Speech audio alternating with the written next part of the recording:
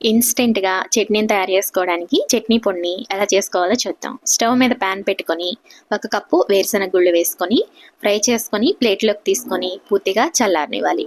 Stove మీద pan పెట్టుకొని 12 ఎండుమిర్చి వేసి వాటిని కూడా ఫ్రై చేసుకొని ప్లేట్‌లోకి తీసి పక్కకు పెట్టుకోవాలి. ఇప్పుడు ఒక పావు కప్పు ఎండు కొబ్బరి వేసుకొని కొంచెం వేడయ్యాక అల్లాన్ని ఇలా స్లైసెస్‌గా చేసుకొని ఫ్రై చేసుకోవాలి. రుచికి తగ్గట్టుగా చింతపండు, అలాగే కొంచెం కరివేపాకును కూడా వేసి అన్నీ ఫ్రై చేసుకొని ప్లేట్‌లోకి తీసుకోండి.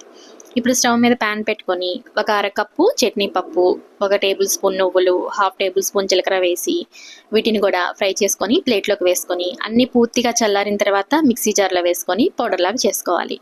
సాల్ట్ యాడ్ చేసుకొని మొత్తం పౌడర్ లాగా చేసుకొని ప్లేట్లోకి వేసి పూర్తిగా చల్లారిన తర్వాత ఒక గాజు సీసాలో వేసుకొని స్టోర్ చేసుకొని ఫ్రిడ్జ్లో పెట్టుకొని మీకు ఎప్పుడు కావాలో అప్పుడు తీసి ఎంత క్వాంటిటీ కావాలో అంత గిన్నెలో వేసుకొని గోరువెచ్చని వాటర్ కలిపి తాలింపు వేసుకుంటే చట్నీ రెడీ అయిపోతుంది.